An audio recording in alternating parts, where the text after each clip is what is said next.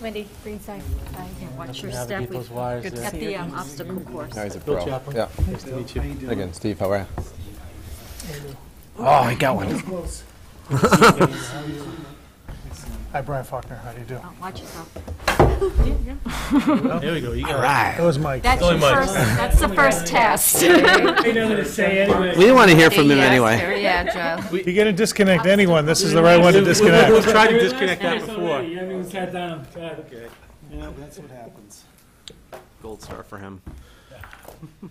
I have size 14 feet, so I'll do that again. It's all right.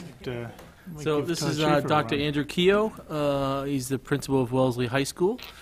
So welcome. Thank you. Thanks for allowing us the opportunity to learn more about you and your educational priorities and your professional experience and how that's a match for the superintendent job that we have here in Blackstone Millville. So I'm sure you know we'll have a series of questions, no particular order, and then we'll go from there. So if you have an opening statement, if you'd want to, start there. I'd love to. So first and foremost, let me say how happy I am to be here tonight. It's been kind of a trip down memory lane since the beginning of this process. Having started out in Blackstone at Blackstone Millville, actually my first experience in administration happened right down there on Lincoln Street, and I feel a lot of nostalgia, frankly. I've spent 25 years in education, and I consider some of the greatest growth of my life to have taken place right there in that building under the guidance of people like Bob Powers and Fred Hartnett. And I rely very much on the wisdom of their words to this very day.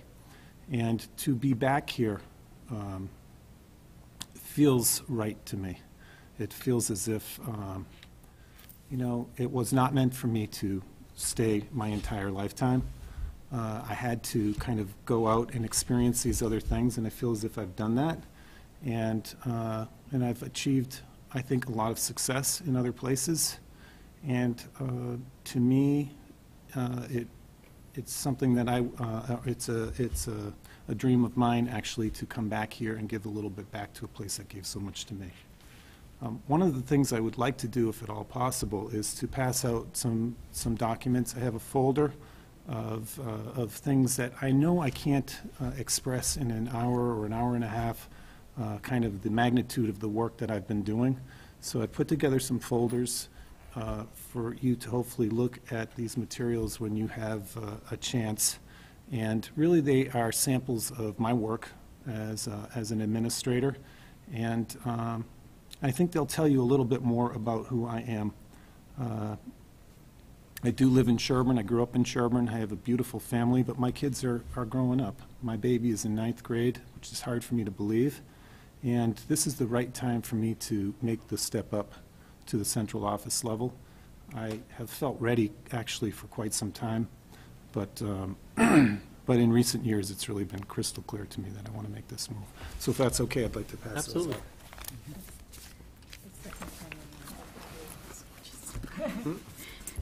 Maybe around the back. Pass them down.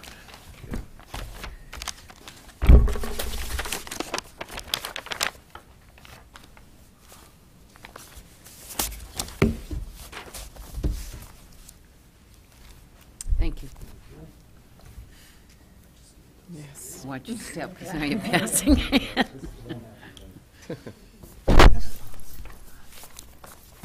you. Thank you.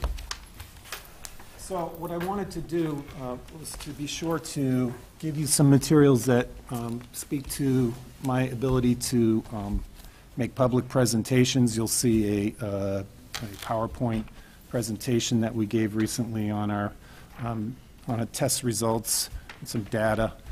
You'll see some documentation from budgets that I've built. You'll see consistent numbers in those budgets that weren't extreme or excessive. They may have been higher in comparison than to what Blackstone Millville is able to generate in terms of funds, but you'll see it's relative. And You'll also see I have in there a response to a crisis situation, a document that we put together recently, because like Blackstone Millville, we are also always concerned about safety, first and foremost. You'll see I threw some documents in there actually from my time here at Blackstone Millville. I found some great articles in which actually Mike Buckley was quoted, if you can believe it, from our Career Awareness Day. We get enough. I know it. We get enough of those documents. Yeah, well, I couldn't help it. Right. I should have scrubbed the name out, yeah. Yeah, no, it's great. But I just wanted to share those things with you because I noticed when I went to the website that they listed everybody's resumes, and I made sure to give the one-page resume as recommended by NESDEC, but it looked a little short in comparison to some of the other candidates. And frankly, that was by design. When they asked me for one page, I gave them one page. I probably could have given them 30. So, but that's a little bit about who I am, and it's great to be here. Okay, wonderful. So I get the first question. Just kind of help us understand what do you think the most important first steps are for a superintendent coming into a new district? Well, I think more than anything, the superintendent needs to get to know people. This work is really about relationships, and it's about communication. The superintendent has to form those relationships before he or her starts down the road with change and brilliant ideas. It's disrespectful, I believe, to come in and assume that you know everything that there is to know about a district. And true enough, I was here 15 years ago, but that's a long time, and there may have been a lot of changes, including this brand-new middle school. So I think it's really important to spend time getting to know people, and I think the way that you do that is to develop an entry plan. And when you develop an entry plan, you make sure that you communicate with all the major constituents, the major stakeholders. So you ask for feedback, and you solicit feedback from the community. You solicit feedback from the parents. You solicit feedback from the faculty and from the administration. And from the school committee, you ask people what's been going on, what's working, what isn't working, and what are you hoping for. And I think in doing that, you are not only gathering information about where the changes need to take place eventually, not right away, but you're also demonstrating for people that you listen and that you care about what they have to say, and that's where you begin to build this community feeling. Stephen? One of the things we're trying to do in our district is use data more effectively. Can you talk about a time in your experience where you've used data to make change? I know a lot of your experience is at the high school level. How would you implement and use what's some data that you might consider to use in the elementary settings, some of the lower grades? Well, I will first say that it seems to me that data is so much more accessible than it used to be, just if nothing else on the DEAS website, and the community profiles and the test results. A lot of that information is accessible. It's accessible to any of us. I'm amazed how many people don't look at it. And so what I have done is I'm not as focused on MCAS results at Wellesley High School because we've done quite well. We do care about it, obviously, and where we see kids falling through the cracks, we make all efforts to kind of shore them up. But I am much more concerned about our subgroups. So our lower socioeconomic students, our students on IEPs, our students of color who are underperforming. And so I use that data to see if we're making any progress, where our shortcomings are. And you can certainly use the item analysis for MCAS to see exactly what kinds of problems the kids are falling short on. And then we attack those, and then we check to see if we've made progress. So that's how we do it at the high school level. I suspect we would do the same thing at the elementary level. I think the data at the elementary level is so critical because what we're trying to establish is the foundation on which our kids will grow and develop. And if that foundation is not there, or if it's weak in the early years, they're going to be in trouble. And what we know about the achievement gap is that when kids are behind by fourth grade, they very rarely can catch up, and no matter what you do. So the goal is to try and use that data, to check that data closely along the way early to see if in fact they're making adequate progress so that they are early readers and numerate at the early ages so that they don't fall behind. So that's I suspect, where I would use it at the elementary level, and that's how we use it at the high school level. I've also spent a lot of time actually lately taking a little different angle, and that is we have, for years, everywhere I've ever been, gathered this data about students who were receiving D's and F's. And you can guess why. It's done quarterly. It's done actually at the third mark of every year. Who's receiving D's and F's? Athletics. Athletics, because you can't participate if you're receiving D's or F's.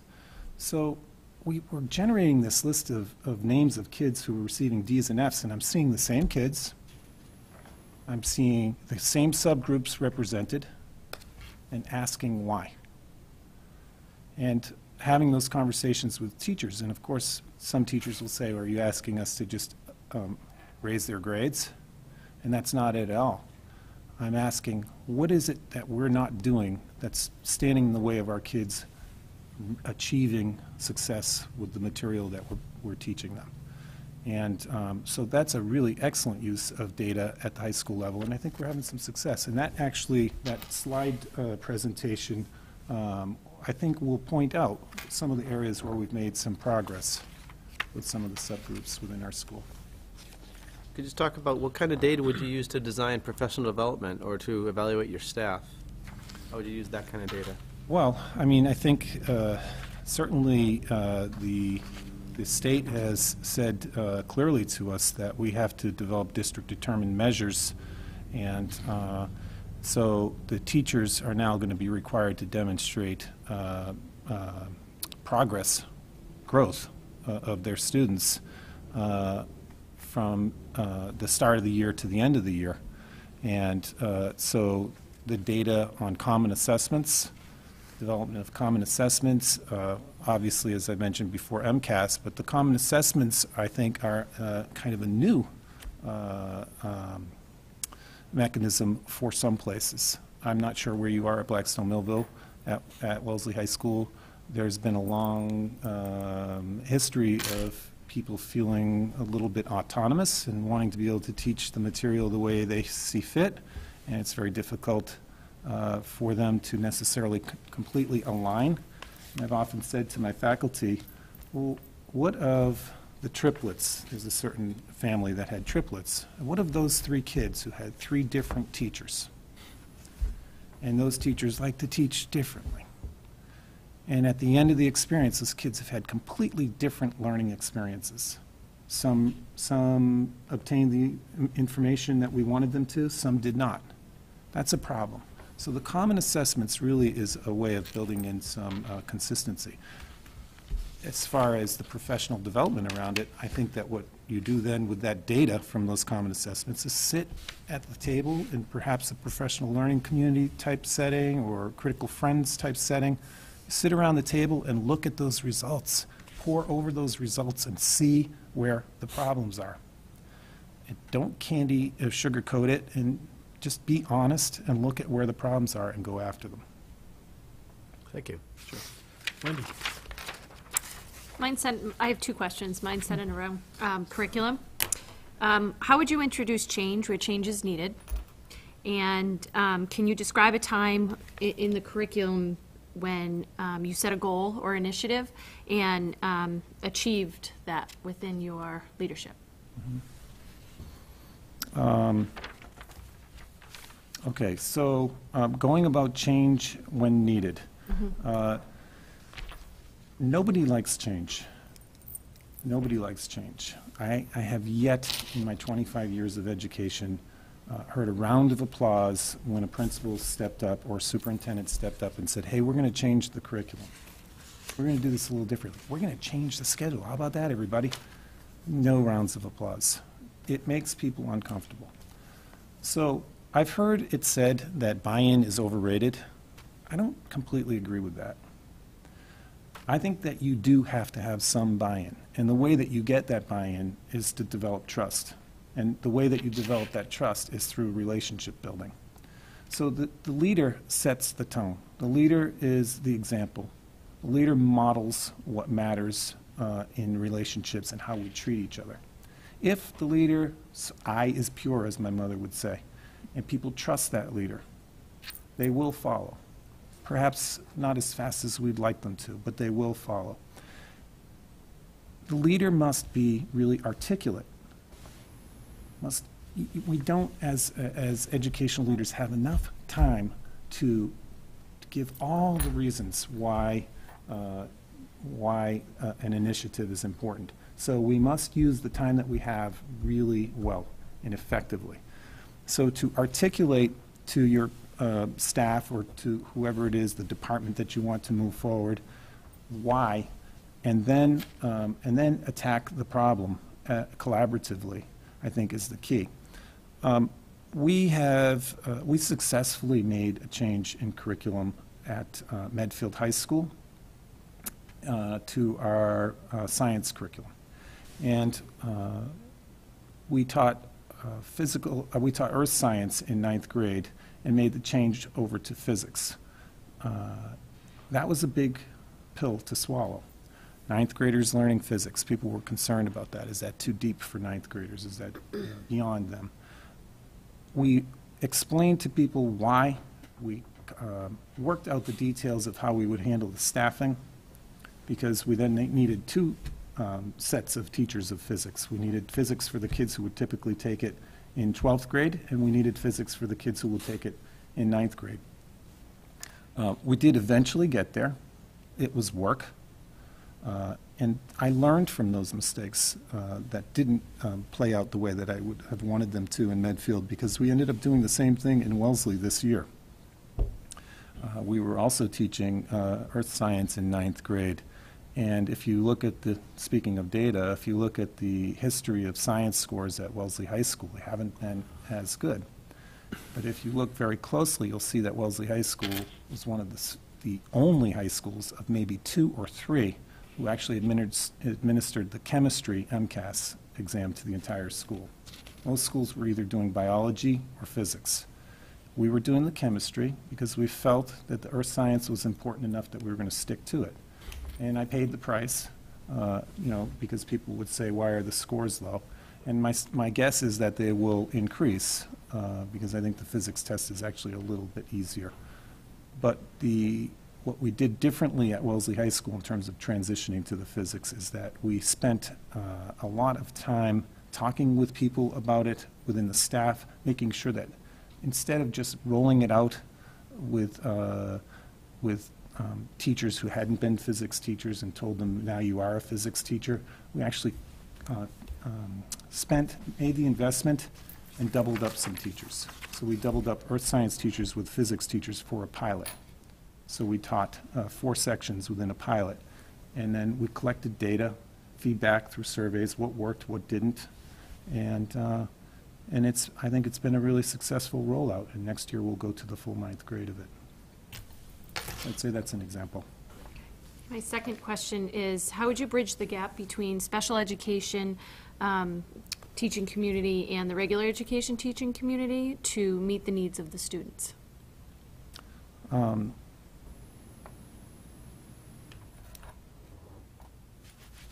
not sure what that gap is. If there is a gap If there is a between the gap. special education community and the regular education teaching community, how would you bridge that gap to meet the needs and enable students to meet in the content areas? Right. Well, I guess my response to that would be that I would hope that within every school, the special needs students are viewed as complete equals, and therefore there shouldn't be as much tension. Sometimes there is tension because it seems that the special needs students get more money, more resources, and I think that creates a little bit of animosity. But I think, again, that's an issue of communication and making sure that everybody understands that it's in all of our best interest that all of our students succeed. And so I think a lot of that depends on how you communicate those messages. As a former special ed teacher myself, I've had to do that. When I was at Milford High School, actually before I came to Blackstone Millville, I was charged with bringing a new program to Milford High School. It was a pre-vocational program. The students had been outplaced at great expense to the community, and they had received a grant from Kraft Foods, and the grant was to develop a pre-vocational program that would be to run a restaurant. We worked very hard to introduce that program to the school, and I remember people saying to me, including the principal, "I'm not crazy about this being here, I'm just going to be honest with you." And so I had to really work to bridge that gap to explain that this is in the best interest of the school. And I've had to do that at Wellesley High School as well. Wellesley High School was a school that, when I arrived there 7 years ago, the students were outplaced frequently at great expense financially, but at great expense to those kids and their families as well. But I would argue even further, at great expense to the students in the mainstream population who were never exposed to students with learning challenges or different kinds of life challenges. And Wellesley High School was a place where, when I arrived, they had had 3 suicides in 3 consecutive years. It was a really heartbroken school system, staff and students. And one of the things that we did simultaneously while looking at the culture of what goes on, what's this experience like, is we introduced these programs with kids who'd been outplaced, and something really miraculous happened. The kids in the mainstream population took to those kids and valued those kids and felt better about themselves because they gave to those kids. And it's created a much healthier environment. So bridging those gaps, to me, I don't see it with that lens, because I was a special ed teacher, and I tend to, I don't know, I have a hard time differentiating between the kids. I think they're all kids and they all have that kind of right to be there. Just to clarify, it was just special education teaching community and the regular ed teaching. So bridging the 2 teaching communities to meet the goal of all students. So, okay, sorry about that. So I would say that, you know, it's about professional development. It's making sure that teachers who are teaching in the mainstream have opportunities to learn how to differentiate their instruction, to learn how to respond to kids who have difficulty with language learning, to learn how to respond to kids who have significant emotional challenges. They need the training. Mm-hmm. And so I think that one way you bridge that gap is to make sure that your teachers who are working with the kids who are integrated into their classrooms have the training to do that. Does that answer your question? Mm-hmm. Okay, sorry. Brian? Could you explain your problem-solving approach and give an example of where that's been successful, and also where it hasn't met your expectations? Well, my approach to problem solving is something that, you know, I have to do pretty much every day. And my approach to it is usually begins with listening. So if there is an issue, try to find out what the facts are. One of those great lessons that I learned at Blackstone Millville High School and middle school when I first started out in administration was that you can't go charging into a decision without first gathering all your facts. And so when I did that without gathering all my facts, then I heard from somebody say, "You don't even know the facts and you've rendered the decision." And I learned my lesson.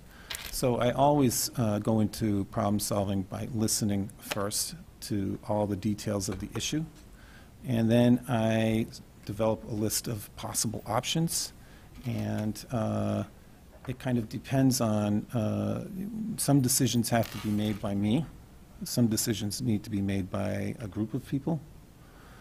Some decisions need to be made by the full community. And depending on who the decision maker is going to be, I'll take a different possible track. If I'm going to make the decision, then I'll gather all those facts and I'll consider some possibilities, and I'll probably bounce them off of someone who I trust or people that I trust. If it's a decision of the administration, then I will definitely solicit the input from all the stakeholders within that realm, and then make a decision, or we as a group will make a decision. But it's, but unfortunately, a lot of times when you're problem solving, it's on the spot, and yet it requires good judgment, sound judgment. It requires level-headedness. Bob Powers used to say to me, I remember him saying to me, actually it was this time of year too, we are the calming force in the storm right here in this front office. We have to be the calming force, and the problem solver or the educational leader at the top needs to be the calming force. So in problem solving, I stay calm, I listen, I hear all the options, and then I make decisions. Erin? I have a few questions.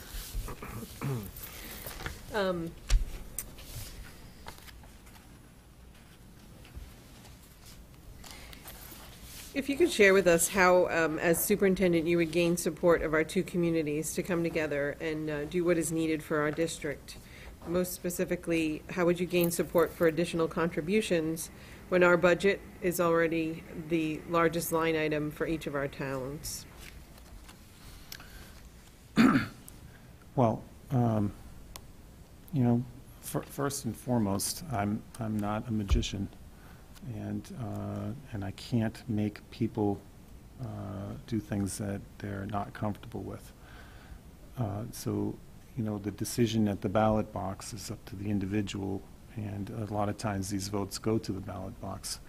I think, again, the most important thing that I can do in terms of building community and building trust and support for the school district initiatives, knowing that it's such a huge piece of the two towns' overall budget, is to build those relationships and communicate effectively why we need the things we need, why we're asking for the things that we need, using data and evidence to demonstrate why we need these things.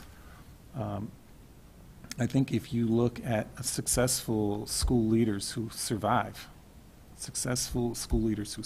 that's almost impossible these days. They are really, really good at communicating what they need and why they need it. And they are also very good at building trust. And they build that trust by going out to the people, by going out to the Rotary Club's meetings, or going out to the senior center, or going out to community events, to, you know, parades and things like that, just to be known and to ask for support. At the same time, no community has endless resources. And so it's critical that when you go to the community, that whatever you asked for was legitimate. And if you asked for something and you didn't really need it, but you asked for it so that you could pay for some other thing, that's an immediate erosion of that trust, and it's pretty tough to get back. So I think integrity is huge to developing that kind of community trust. And I know that community building is critical. It's one of the things that I saw listed in your surveys online, that people really care that this superintendent can build community, and I think I know how to do that.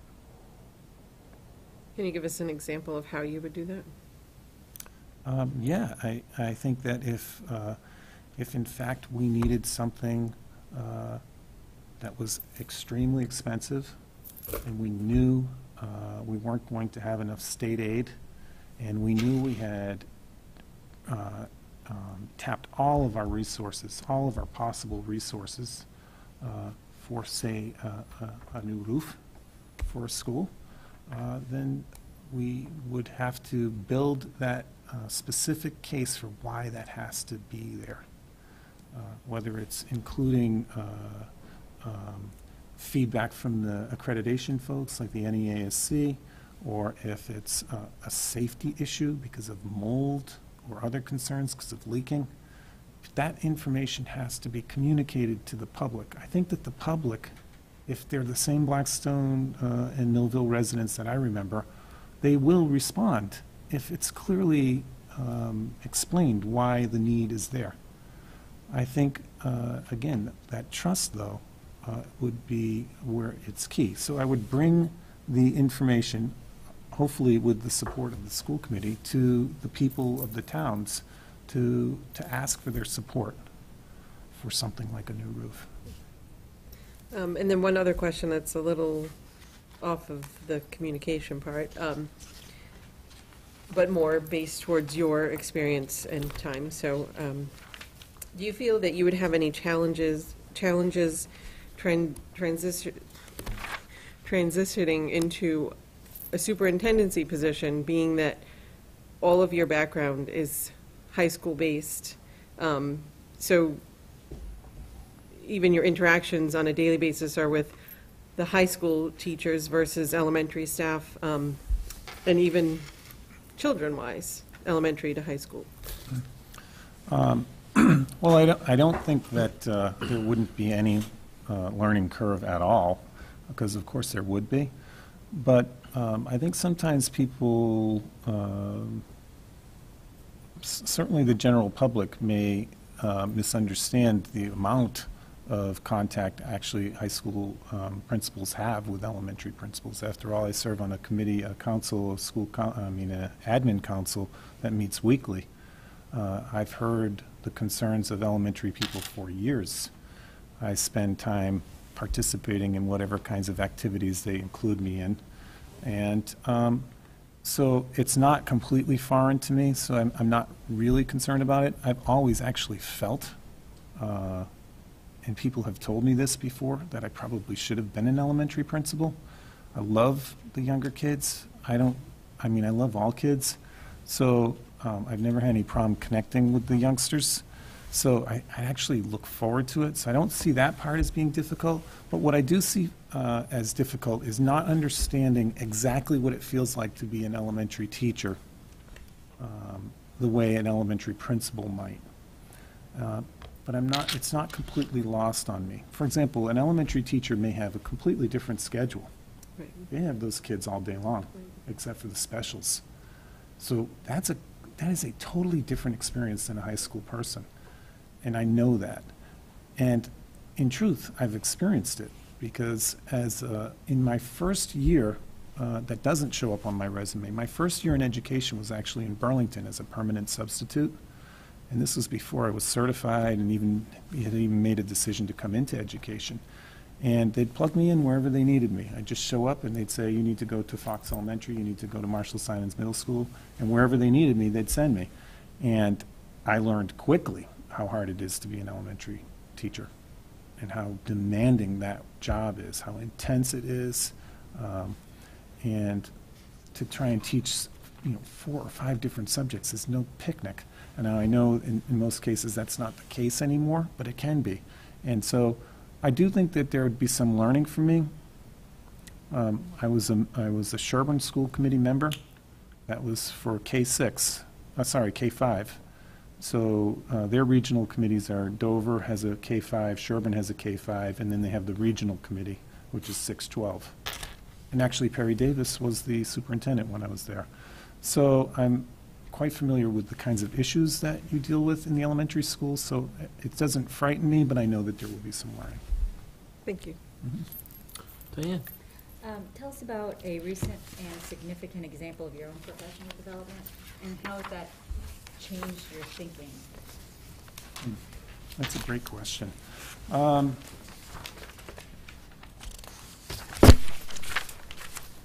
of the great experiences that I've had more recently was actually with Teachers 21. And there's actually the person who runs Teachers 21 is a gentleman named John Doria. And John was the middle school principal in Wellesley, actually, and retired the year that I arrived in Wellesley. But I did get to know him actually through my entry process and met with him quite a few times to kind of get a lay of the land. So John has been doing some professional development with us around building a reflective learning culture in your school.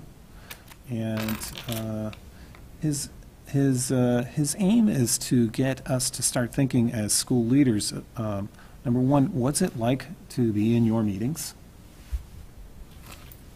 Do people speak freely? Are they reflective about what they do?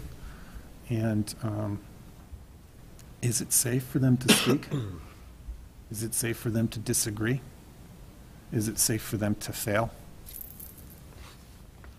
And what I found myself doing was reflecting as he taught us this, and kind of reminded us more, is more like it, reminded us of the importance of these things.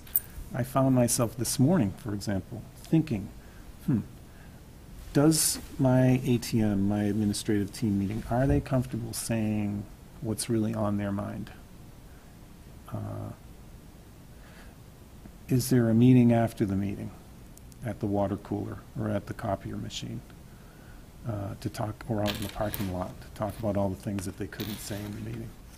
He talks about having norms for your meetings. So some kind of principles, core principles or beliefs that you're going to adhere to for every meeting.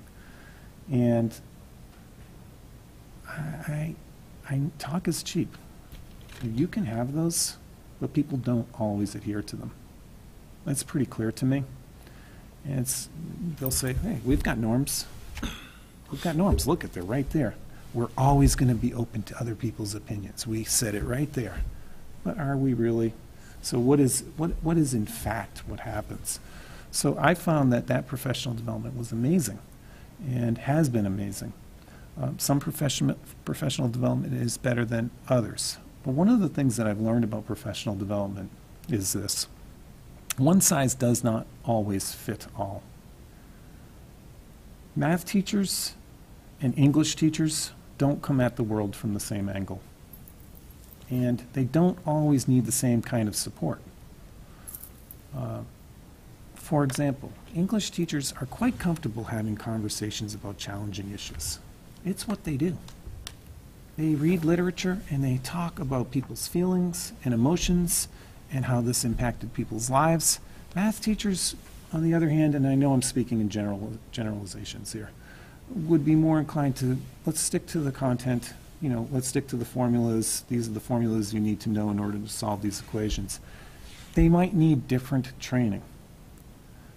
English teachers might not need as much training in that kind of conversational work, but they may need training in being a little more on task, or a little more structured in their teaching, or following the curriculum, or developing common assessments. It's a lot easier for math teachers to have common assessments. English teachers, not necessarily. So professional development really should be differentiated, speaking of trying to bridge those gaps between teachers and special ed teachers and regular ed teachers. Differentiating professional development is really important because they need different things. Sure. Michael. Good evening, Dr. Keough. How are you today? I'm great, thanks. My question revolves around the budget. And although you obviously don't have K-12 experience, but you can certainly call on your K-5 experience as a school committee member. And, I just really wanted to understand the process on how you develop your budget and how you may approach it in order to be creative to, say, get as much as you can out of a certain program, or what's some of the things you've done to manage tasks or manage costs and provide good services. Mm-hmm. Well, as you approach this process of hiring a superintendent, I think that you are also kind of peering into the soul of who this person is. What is this person really all about? What makes them tick? How do they think? And in terms of budgets, the way that I think is that there are limits There are limits to how many resources there are. I can't have every single thing I want in my personal life, and neither can my children. They want to travel every vacation to the Bahamas or somewhere else, and I've had to say to them, that's not possible. Why? Because there's not an endless supply of funds. And it is how I think. I was raised by people who grew up in the Depression, who make a lot from nothing. As my good friend in Medfield used to say to me, we're like the Building 19 in Medfield. We're good stuff cheap. And that's kind of my philosophy. You know, we try to get as much as we can without wasteful spending. How you do that is you stick to the goals and the values of the district, first and foremost. What is it that this district cares most about? It should be outlined in a strategic plan. It should be laid out right there. These are our highest priorities. How do we know that? Because the community's weighed in on it, the faculty weighed in on it, the school committee weighed in on it, everybody weighed in on it. These are the things that we've determined are most important. So the strategic plan, and what are the values of the system? What things are non-negotiable? They are non-negotiable. We don't bend on this. This matters too much to us. Safety. It's non-negotiable, so safety is going to be a high priority. Those things should drive your budget. In terms of the process, so you start out with that, but then you need to say to people, here's where we are, here's the guidance we've gotten from the community. If it's a 2% increase or a 1.3% increase is what the town is telling you you can afford, we should by all means try to get to that.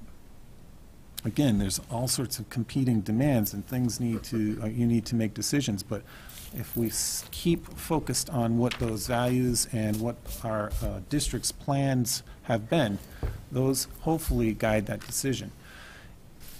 Eventually, as you know, Mike, eventually decisions have to be made. They have to be made.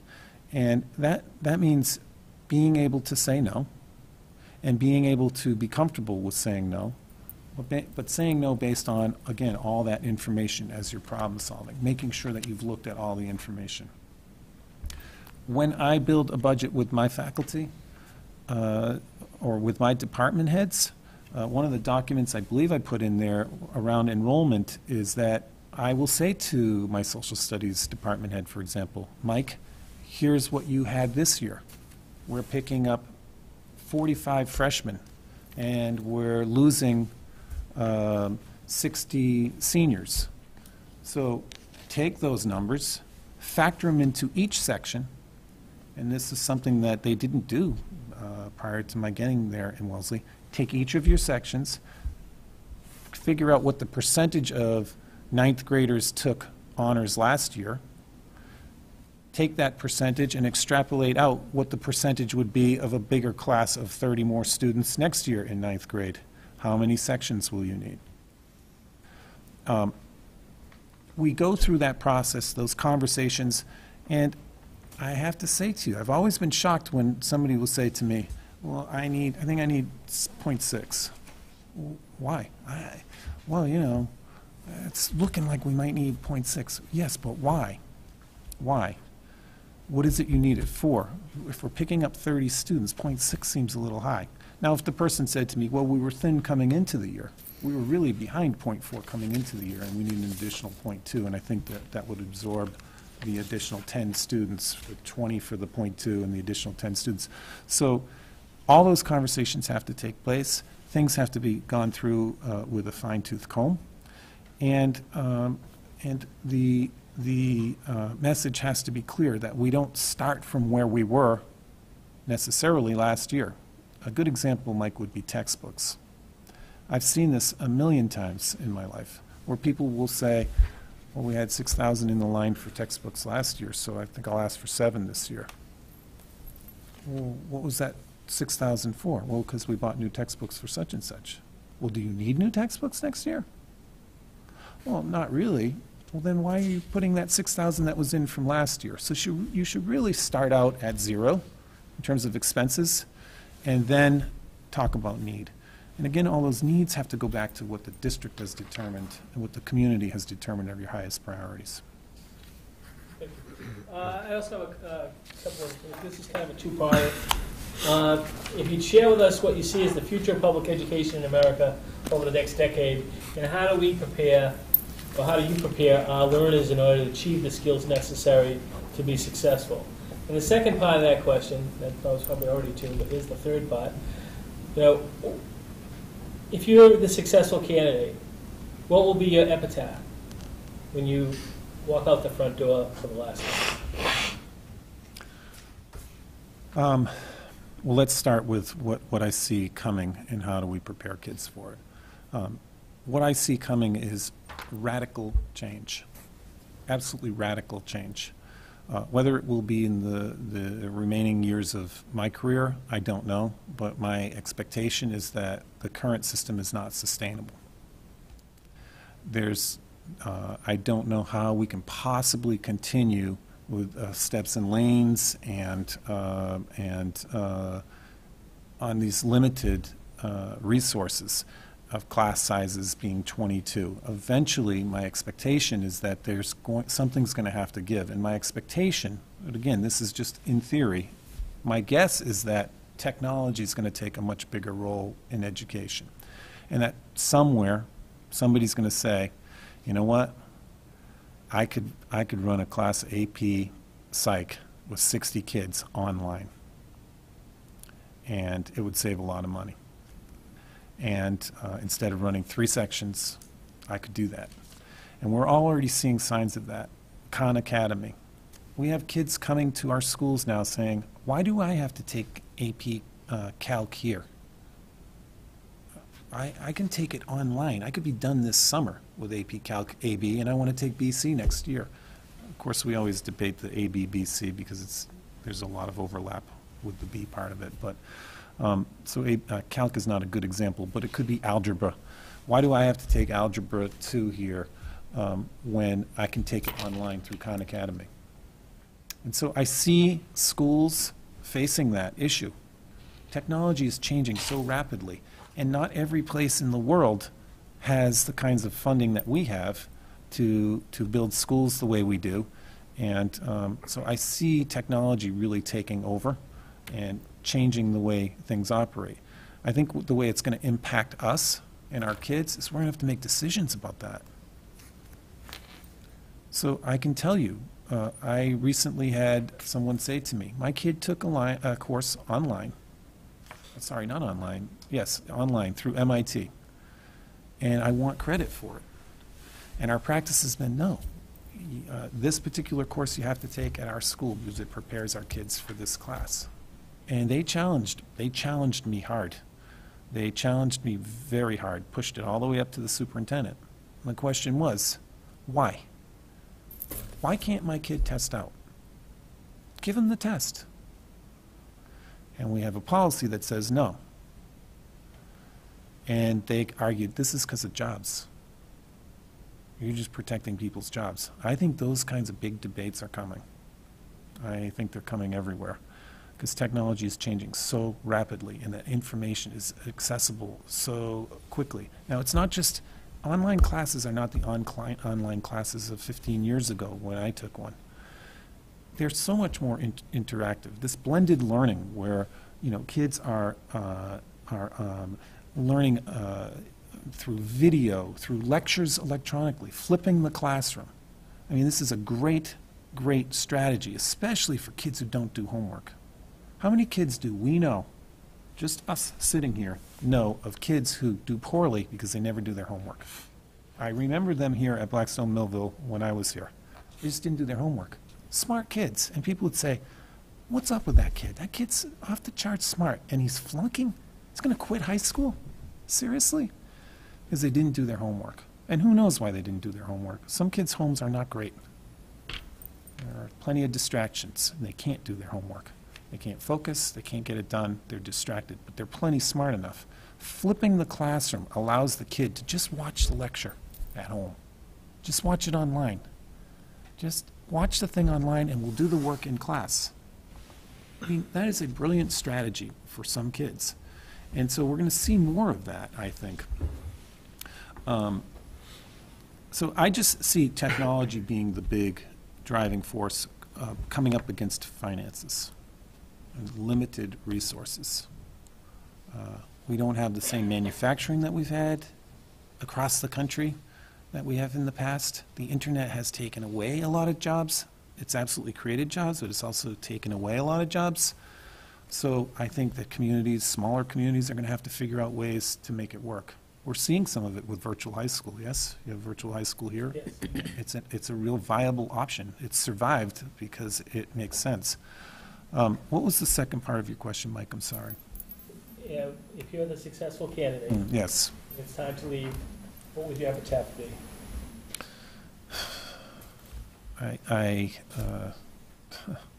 It's a great question.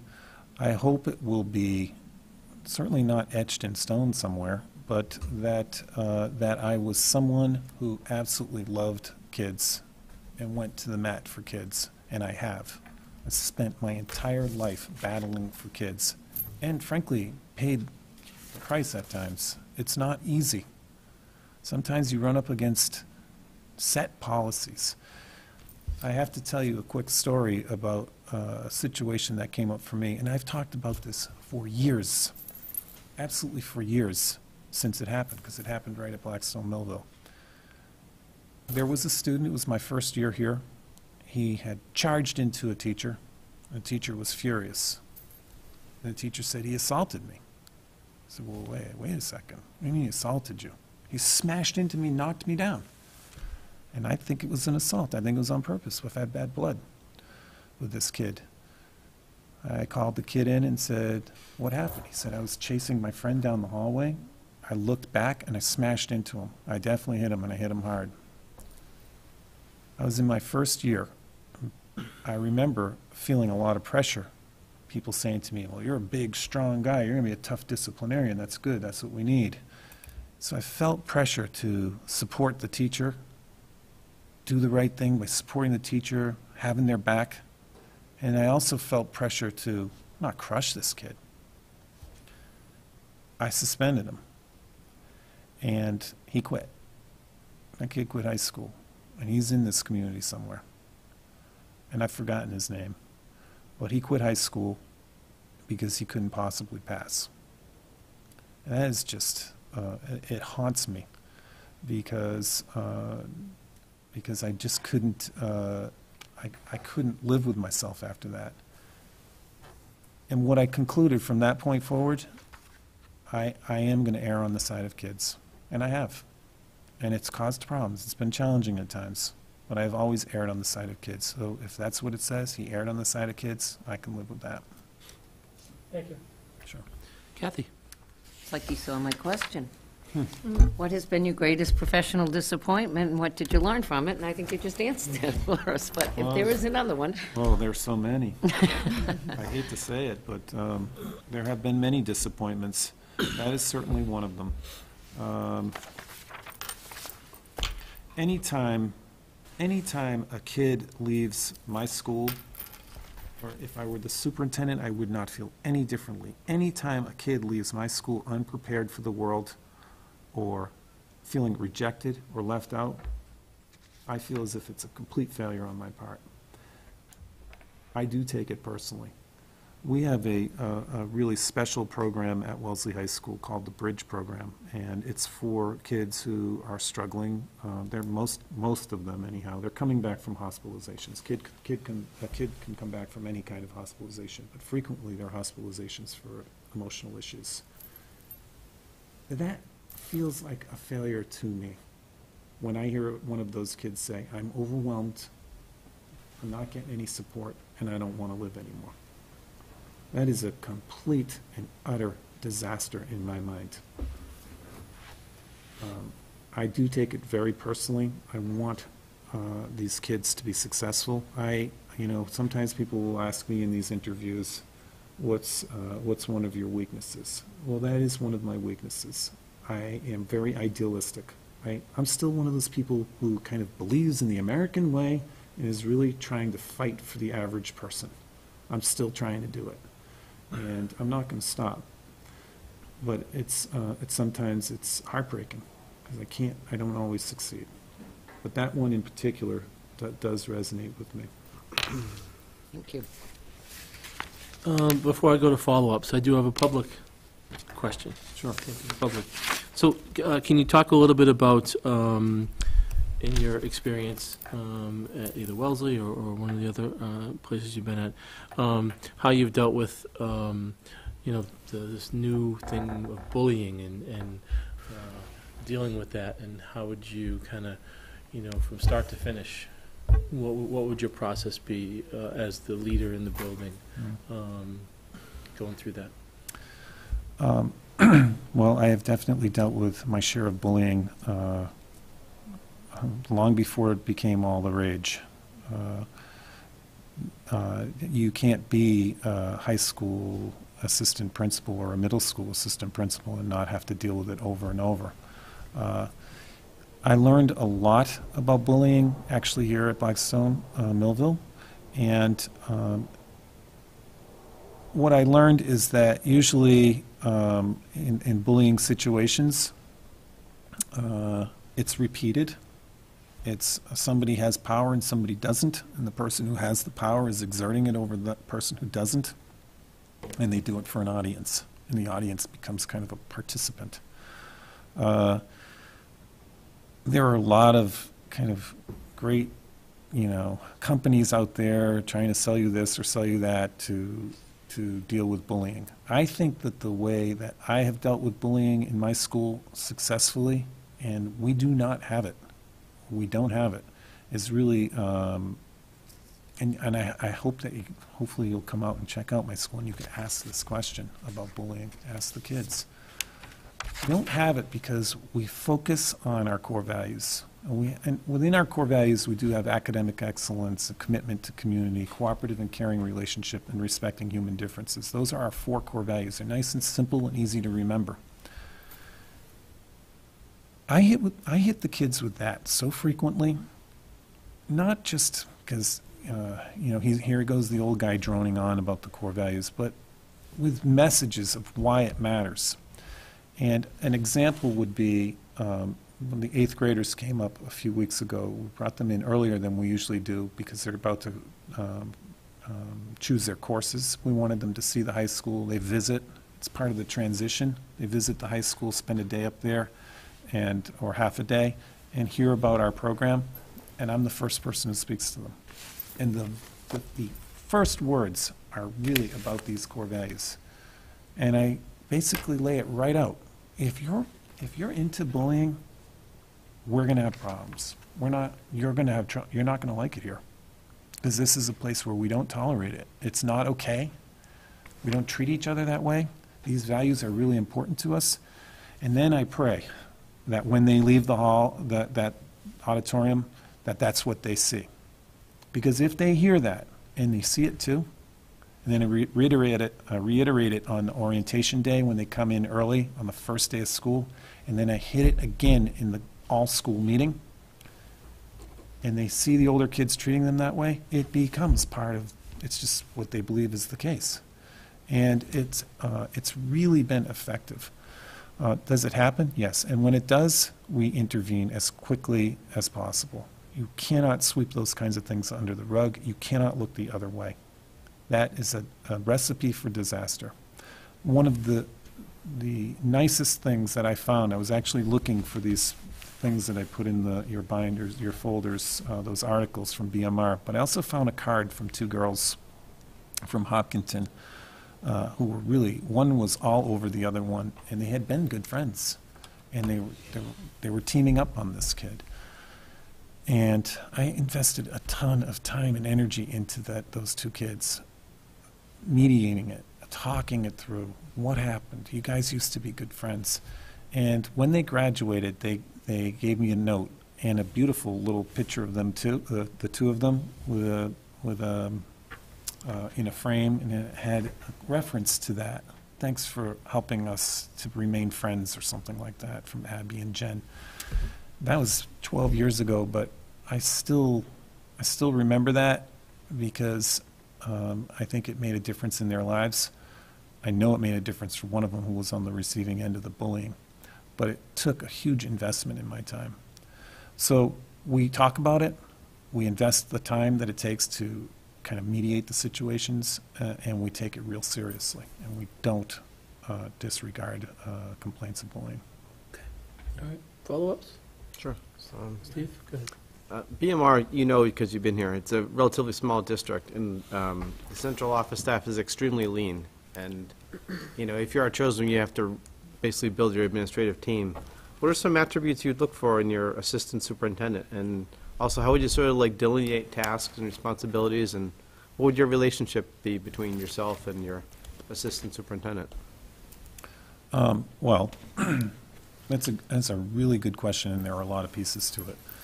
First and foremost, though, I've hired so many people over the course of my lifetime and been fooled many times. I've been fooled. And I'm always shocked. I'm like, wow, I really thought that person was somebody other than who they are. So you have a tough job, because you have to, as I said, peer into the soul of the people that you're interviewing and make sure, based on everything that you not only hear and see from them, but what you find out about them in their past experiences is true. I'm now at the point where I'm starting off with the most basic question, and that is, does this person love kids? And I mean really love kids. Would this person run in front of a train to save a kid? You know, would they go and run into the burning building to save a kid? Because if they would, they're not going to turn their back when that kid's hurting. They're not going to turn their back when they find out, actually, I'm doing a lousy job teaching this kid. They're not going to downplay those things. They're going to do everything they can to help that kid because they care about kids. So that is probably my number one priority. Then, and this is why it's such a complicated question, they also obviously have to be able to do the job. So if we're looking for somebody who can lead professional development or curriculum work, I want to see evidence of it. So you're asking the right questions, I believe. I don't know who asked me the question about curriculum initiatives. Perhaps Wendy? Mm-hmm. You have to see the evidence of it, proof that they've done it. And successfully, not cram things down people's throats, but successfully got people to change and can prove with the data that they've been effective. So I look for people like that. I look for people who can get along with others, team players, people who are collaborative, people who are fun to be around, people who are nice. That cannot be underestimated. People who are decent. The people I learned from here, Fred Hartnett comes to mind, was a decent man.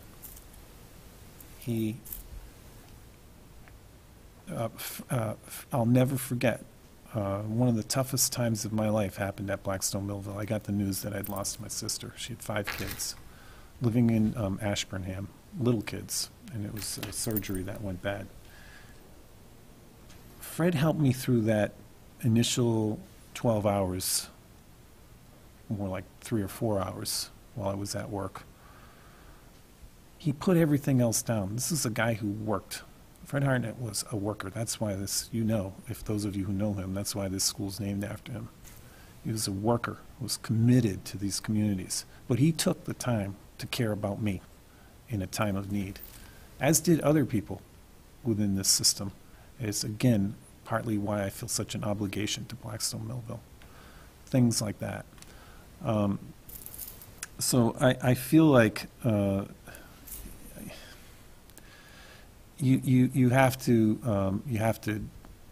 continually focus on the system and give as much as you can back, and that's about it. Others? I have Go ahead. Just curious, I'm looking at your resume and application here, and when you left Blackstone Millville, you went to Hopkinton, and it was assistant principal to assistant principal, same amount of students, basically. So I'm curious, why did you leave Blackstone Millville? The straight answer? Yeah. Okay, the straight answer. I don't know the answer, so it's not. I left for a number of reasons, but the main one was that I had applied for the principal's job at Blackstone Millville in my second year after filling in for Bob Powers, and was passed over. And the gentleman I was passed over for, I felt was not a very good leader, and was really running contrary to a lot of the leadership I had learned from in those first few years. And that was really hard for me to get over. So that was part of it. And the other part was that Hopkinton was closer to home. It was within the Tri-Valley League. It was a system that I was familiar with. And probably the number two reason after that first one I mentioned was that I really was attracted to the principal there. I thought that principal absolutely got it. And I have only met a handful of people who get it. It's kind of scary how few do. She got it. She was completely focused on the right stuff, and I learned a great deal from her, and it brought me to the next level, and it allowed me to jump to the principalship. So that's Thank about you the for side being of it. honest. Sure. Thank you. Anything else? Mike? How about you have a similar situation in Wellesley with competition for private schools and as well as the public high school? We not only have a fairly aggressive vocational school that we're a member of, but we also have, and I'm sure it was the case back in the day, where we lose several in that junior high school age level or middle school age level, where they choose a different path, maybe it's a private school or so forth. How have you kept kids in Wellesley, and how would you translate that into keeping children and maybe attracting other students into here? We have a negative school choice account significantly. That's one thing we need to address, and I'm just wondering if you have any thoughts in that area. Well, first of all, I think that the culture at Wellesley High School is really healthy right now. Really, really healthy. It's not perfect. We could have a disaster just like any other school at any time. But my sense, and I may be wrong, and I think you'd probably have to ask parents in the community or kids in the community or teachers in the system. My sense is that the culture is rich and strong right now. Not rich financially, but healthy. And as a result of that, there's kind of a contagion effect. Teachers want to come to be there. They want to be part of it. They hear good things, they see good things, they want to be part of it. Students want to be part of it. Most kids, I believe, would prefer to stay in their hometown system if given the right opportunities. Unfortunately, sometimes those opportunities are not there. So I think one of the big things that I would be looking at if I were selected as your superintendent is I'd be looking at the survey data. If you don't have it, you should, as to why these kids are leaving. I'd ask them. I guess I'm hoping that you're surveying these kids as they go, because they'll tell you, or their families will tell you why. And then I would look at, well, can we do those things? Can we do those things? One of the wonderful programs that we offer at Wellesley High School that I'd be curious as to whether or not Blackstone Millville would want something like this. I know we wanted it, I wanted to see it put in place when I was here, was a preschool within the high school that serves teachers, students, and community members, children, I should say, and also allows students within the school to learn child development, to take child development courses. So it's such a win-win scenario. You have teachers who are attracted to the fact that their kids could potentially go to school in that preschool. You have the community who appreciates the fact that there's a preschool at a reasonable rate for their kids. You have the students at the high school who have the opportunity to learn a trade, really, a possible trade. And they learn it right there in the high school. And it's also incredibly good for those high school kids who participate in it. we have kids who I mentioned who are in the Bridge program, but who also work in the preschool. And it's rejuvenating for them. It's healthy for them to work with the younger kids. It feeds the soul. So that is an example of a program that would attract kids. And there are other possible programs that could attract kids back. I think it's important to look at what it is that they're leaving for. In terms of the academics, you have to look at that. If our academic program is not competing, why? These kids in these two towns are quite capable. I know it. I've seen it with my own eyes.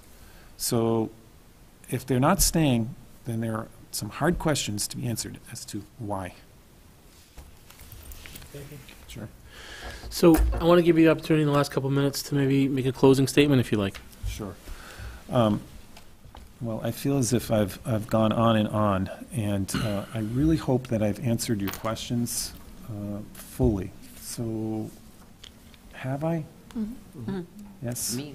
Yes. Okay. This is not an easy process for any of your candidates, I'm sure you know. Every one of us wants to do a good job. We want to convince you that we're the right person. And I'm no different. I want you to believe that I'm the right person for this position. I want you to take a chance on me, just as this system took a chance on me before. When Bob Powers hired me, I had a classroom of 10 special needs students at Milford High School. That was it. I hadn't been, an AP teacher. I didn't have all those experiences. He took a chance on me, the individual, on my character. And I'll never forget the handshake he gave me in that main office. And he said, I'm counting on you. I am counting on you, and I'm trusting you. And I don't think I disappointed him. I'm asking the same thing. I'm asking you to believe in me, to believe that I am, in fact, committed to these two communities and to the kids in these towns. And the truth of the matter is, I don't discriminate. I love kids. I would love kids in any community. I do feel a certain attraction or affection for the kids of Blackstone and Millville. I know that these communities are not as affluent as Wellesley. I know that. And I actually want to come back and work with these two communities to give something back from what I've been given. And I look forward to the opportunity. I hope it happens. I would love for you to come out and see my school. I'd love to answer any questions you have. I invite you to research me, Google me. Everyone does. Anything I can provide you with, I'd like to do that. If there is any hint of a doubt in your mind, I hope that you'll ask me for clarification anytime. So thank you. Thank you. Thank you. Thank you.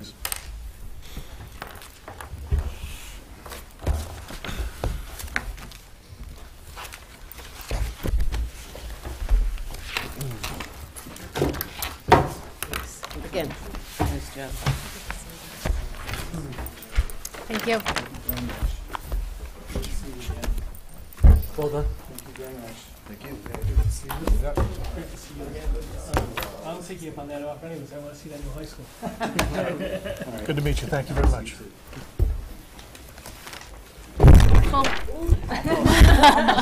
You almost made it that time. That's all right. Coming and going. At least he's consistent, right? He is consistent. Don't worry about it. All right, so I'm going to need a motion to close our meeting. So motion, second? That was Made, quick, seconded. Diane, boy. You can't make the motion in second. All those in favor?